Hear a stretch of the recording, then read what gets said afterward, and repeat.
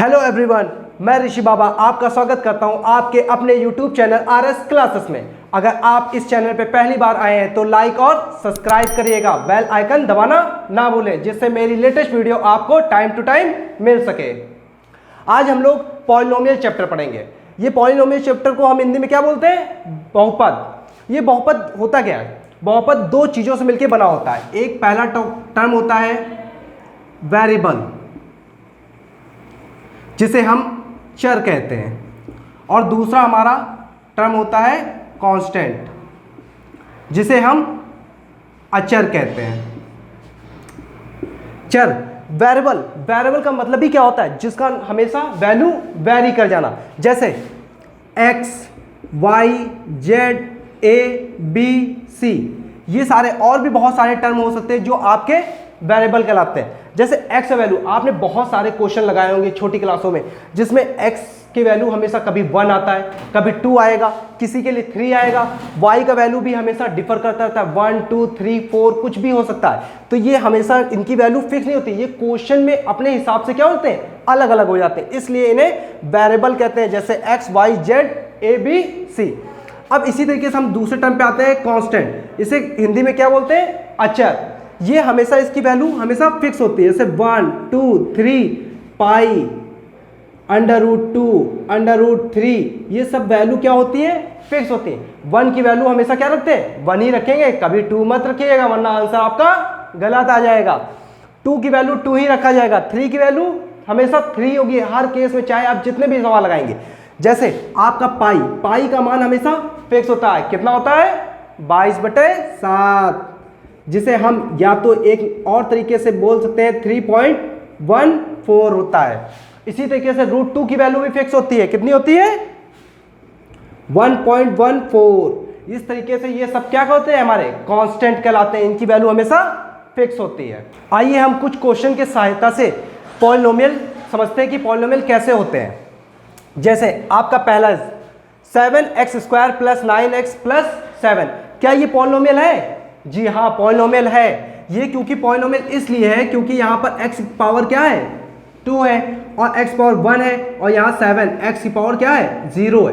तो ये आपका x की पावर जो है वो हमेशा होल नंबर में होना चाहिए। किस नंबर में होना चाहिए? Whole number. या तो 0 हो, 1 हो, 2 हो, 3 हो, 4 हो, 5 हो, कुछ भी हो, बस होल नंबर में होने चाहिए। तो ये आपके पॉलिनोमियल है। जबकि ये आपका पॉलिनोमियल है सेकंड क्वेश्चन, 9x² + 8 है। यहां देखिए 9x², जो आपका टर्म आ रहा है वो क्या है? 2 है, ये जो कि होल नंबर होता है। और x के साथ तो अभी हमने बताया था आपको, x की पावर क्या है? 0, जो कि आपका ये पॉलिनोमियल है। अब आते हैं नेक्स्ट क्वेश्चन पे, जो कि थर्ड है 9√t। तो ये क्या पॉलिनोमियल है? अगर आप पॉलिनोमियल कह रहे हैं तो आप गलत हैं। क्यों? क्योंकि ये पॉलिनोमियल नहीं है। यहां पर देखिए 9t की पावर क्या है? 1/2। हम लोग को √2 की वैल्यू क्या होती है? 1/2। तो 1/2 जो होता है वो हमारा क्या है? फ्रैक्शन आ रहा है, जो कि फ्रैक्शन आने की वजह से ये पॉलिनोमियल नहीं है। कभी इस तरह के बच्चे क्या करते हैं, छोटी छोटी सी मिस्टेक करके एक नंबर आप कट जाता है आपका, कि नहीं? तो यही सब हमें कमी दूर करनी है। अगर आप मेरे साथ रहेंगे तो मैं मैथ में गारंटी लेता हूं कि आपके 90% आएंगे। अगर 90% ना आए तो मेरा यूट्यूब पे पढ़ाना छोड़ दूंगा मैं। इसी तरीके से फोर्थ एग्जांपल आते हैं, π² x² + x।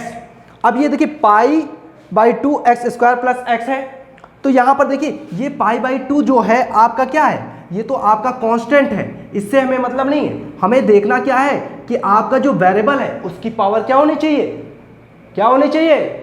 होल नंबर होनी चाहिए, जो कि यहाँ पर होल नंबर है। और x है, x की पावर कितनी है? यहाँ पे 1 है, दोनों होल नंबर है, इसलिए ये हमारा क्या है? पॉलिनोमियल है। नेक्स्ट आते हैं क्वेश्चन नंबर 5 में। यहाँ देखिए y² + √2 दिया हुआ है। ये तो हमारा देखिए y हमारा जो है क्या है? y² है, तो ये तो होल नंबर है। जबकि इसके साथ कुछ नहीं लगाया तो इसको हम क्या मान लेंगे? y की पावर 0, क्योंकि y की पावर 0 का मतलब क्या होता है? 1 होता है। तो यहाँ √2 का 1 से गुणा कर दिए या √2 y की पावर 0 कर देंगे, तो ये आपका पॉलिनोमियल है। 6th क्वेश्चन, एक्स की power 10 Y cube plus T की पावर 50। यहाँ पर कुछ भी हो सकता है, कोई ज़रूरी नहीं कि हमारा सारा टर्म यहाँ पर x में चल रहा है, x ही x चले, अंडर रूट टी आ गया तो t में चले, x में चले, कोई ज़रूरी नहीं होता है। यहाँ पर कुछ अलग भी हो सकते हैं, जैसे कभी x की power 10 Y cube 10 plus T की पावर 50 है, तो ये इससे हमें मतलब नहीं है। यहाँ x की पावर 10 जो कि होल नंबर है, y की पावर 3 जो कि होल नंबर है, t की पावर 50 ये होल नंबर है, इसलिए ये पॉलिनोमियल है। जबकि यहाँ पर देखिए क्वेश्चन नंबर 7 की बात करते हैं हम लोग। क्वेश्चन नंबर 7 में क्या किया गया है, y प्लस 2/y दिया है। ये बताइए पॉलिनोमियल होगा कि नहीं होगा? अब तो आप समझ गए होंगे कि ये पॉलिनोमियल नहीं होगा। अगर नहीं समझ पाए तो देखिए कि क्यों नहीं होगा ये पॉलिनोमियल। क्योंकि यहाँ देखिए y की पावर तो 1 दी है, तो इसको हम y की पावर 1 लिखते हैं और 2 लिखेंगे, और ये y जब ऊपर आएगा तो 2y की पावर -1। जबकि हमने आपको स्टार्टिंग में ही वीडियो में बता दिया था कि यहाँ y जो है हमेशा किस में होना चाहिए, होल नंबर में होना चाहिए। यहाँ पर देखिए होल नंबर में नहीं है, ये -1 में, इसलिए ये क्या है, पॉलिनोमियल नहीं है। 2 - x² प्लस x की क्यूब, यहाँ पर देखिए यहाँ पर 2 है, 2 की पावर हम यहाँ पे क्या मान सकते हैं, x की पावर 0 माइनस x², क्या दिया है, x², x की पावर कितनी है, 2 है, जो कि आपका है नेचुरल नंबर में आता है, और 3 जो है वो भी आपका नेचुरल नंबर, इसलिए ये पॉलिनोमियल है। जबकि 9th क्वेश्चन आते हैं, यहाँ √2x - t दिया है, तो √2 से हमें मतलब नहीं है, √2 तो हमारा एक कांस्टेंट टर्म है, तो और वो जो कि x की पावर 1 के साथ जुड़ा है और t की पावर 1 है, तो इसलिए ये पॉलिनोमियल है। अब तो आपको समझ में आ गया होगा पॉलिनोमियल कैसे दिखते हैं। आइए अब हम लोग नए टॉपिक पे आते हैं। On the basis of term polynomials are, किसके हिसाब से, टर्म के हिसाब से कितने टाइप के होते हैं पॉलिनोमियल।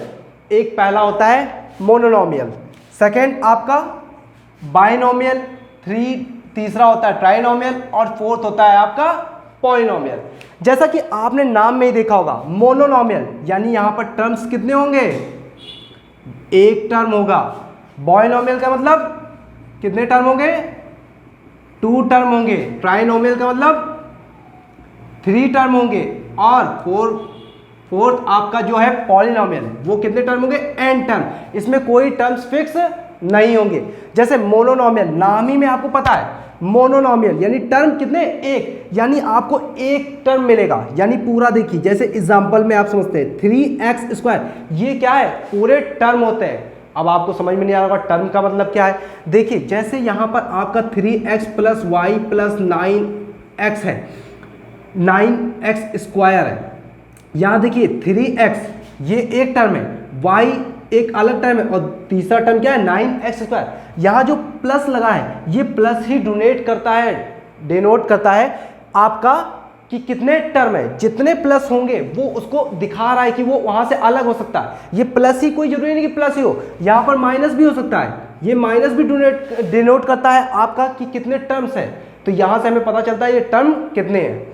तो जैसा कि आपका मोनोनोमियल चल रहा है, तो मोनोनोमियल में क्या है, यहाँ टर्म की संख्या कितनी होगी, मैंने बताया एक होगी। जैसे 3x², 3xy², सेकेंड 7x, ये क्या है, एक टर्म है, y2 एक अलग टर्म है, और तीसरा यहाँ देखिए आप एग्जाम्पल, ये चौथा है जो कि 9x⁻3। यहाँ पर देखिए सारे टर्म क्या है, एक है, किसी के साथ जुड़े नहीं है, इसलिए क्या है, मोनोनोमियल।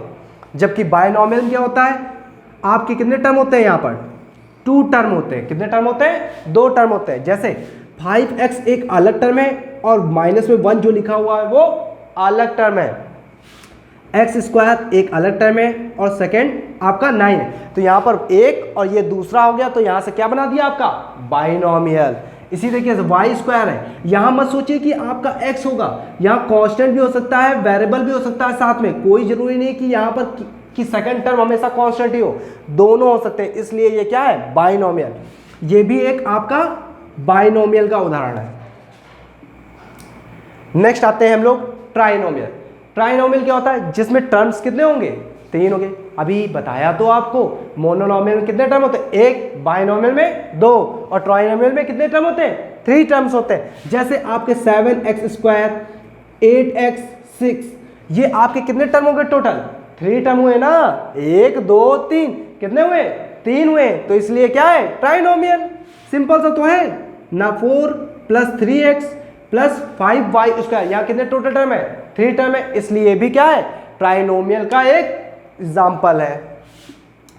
फोर्थ, पॉलिनोमियल क्या होता है? अभी तक तो हमने 1 पढ़ा, 1 काउंट करना आसान है, 2 काउंट करना आसान है, 3 काउंट करना आसान, इसलिए हमने मोनोनोमियल, बाइनोमियल, ट्राइनोमियल कर लिया। जबकि जब n टर्म आ जाए, यानी पावर्स बहुत बड़ी बड़ी आने लगे, जिसको काउंट कर तो सकते हैं, बट हम लोग जब 3 से ज्यादा हो जाता है, जैसे 4 5 6 8 10 50 100 कुछ भी आ जाए पॉलिनोमियल में, तो वो आपके क्या कहलाते हैं? पॉलिनोमियल। इसीलिए इनकी टर्म की संख्या फिक्स नहीं होती है, इसलिए हमने यहाँ पर क्या लिखा? n का मतलब कुछ भी हो सकता है। जैसे यहाँ 6x की पावर 8, 2x की पावर 7, 9x स्क्वायर प्लस 7 दिया। तो यहाँ देखिए टोटल टर्म्स कितने हैं? 1 2 3 4 है, तो ये 3 से बड़े हुए ना, तो इसलिए क्या है? पॉलिनोमियल। यहाँ देखते हैं नेक्स्ट एग्जांपल में 3 4x स्क्वायर, 9x की पावर 4, 9x की पावर 7, 8x की पावर 5। यहाँ कितने हैं टर्म? 1 2 3 4 5, 3 से ज्यादा है ना? कितने हैं? 5 है टोटल, 3 से ज्यादा है, इसलिए क्या है? पॉलिनोमियल का एक एग्जांपल है। अब तो आपको समझ में आ गया होगा कि पॉलिनोमियल में किस तरीके से डिवाइड किया जाता है टर्म के हिसाब से। अब यहाँ पे हम लोग किसके बारे में बात करेंगे? Types of polynomial. अभी टाइप्स क्या होते हैं? आप लोगों ने बहुत सारे देखे होंगे कि चैनलों पे लीनियर से डायरेक्ट स्टार्ट कर देते हैं, बट टाइप्स कितने होते हैं? देखिए यहाँ पर आपके कांस्टेंट पॉलिनोमियल। अब ये कांस्टेंट पॉलिनोमियल क्या होता है? ये पहली बार टाइप्स जो हम लोग पढ़ रहे हैं, ये किस पे बेसिस होते हैं? डिग्री पे बेसिस होते हैं। किस पे बेसिस होते हैं? डिग्री पे। जैसे कांस्टेंट का यहाँ पावर क्या होगी? 0। जैसे एग्जांपल में 2 3 5 है, तो यहाँ पर देखिए 2x की पावर क्या है? 0, क्योंकि 2x पावर, अभी हमने आपको पहले ही बताया था कि x की पावर 0 का मतलब क्या होता है? 1। तो 2 इंटू 1 लिखिए, या 2 की पावर x पावर 0 लिखिए। इसी तरह हम 3 को भी लिख सकते हैं, 3x पावर 0। 5 को क्या लिख सकते हैं? 5x power 0। तो यहाँ देखिए x की पावर सबसे ज्यादा क्या है? सबसे मैक्सिमम पावर क्या है? 0 है, तो ये क्या हो जाएगा? इसकी डिग्री 0 हो जाएगी। अगर डिग्री जब 0 होती है तो वो किस नाम से आता है? कांस्टेंट पॉलिनोमियल के नाम से आता है। इसी तरीके से लीनियर पॉलिनोमियल। लीनियर पॉलिनोमियल का मतलब होता है जिसमें डिग्री कितनी हो? हाँ, 1 हो। जिसमें डिग्री कितनी हो? 1 हो। जैसे यहाँ पर एग्जांपल में हम देखते हैं x प्लस 2, तो यहाँ देखिए x की पावर मैक्सिमम कितनी है? 1 है। ये तो 2 लिखा है, 2 की पावर क्या है? x power 0। इस पूरे इक्वेशन में क्या है? मैक्सिमम कितनी पावर है? मैक्सिमम पावर क्या है? 1 है, इसलिए ये क्या है? Linear polynomial. जबकि दूसरे में देखते हैं y प्लस 5y, तो यहाँ पर देखिए y की पावर क्या है? 1 है, और f या 5, इसको हम y की पावर 0 लिख सकते हैं। तो यहाँ मैक्सिमम पावर कितनी है इन दोनों में? 0 बड़ी है कि 1 बड़ी है? 1 बड़ी है ना, तो इसलिए इसकी ये कौन सी डिग्री का हो गया? 1 डिग्री का। और 1 डिग्री का मतलब क्या होता है? Linear polynomial. इसी तरीके यहाँ पर अभी आपको मैंने पहले भी बता चुका हूँ, x लिए वेरिएबल या y लिए, t लीजिए, जैसे मैंने t प्लस 9 लिख लिया, या u लीजिए, बात एक ही है। हमेशा क्या देखना है? पावर। मैक्सिमम पावर कितनी? 1 है, इसलिए ये क्या है?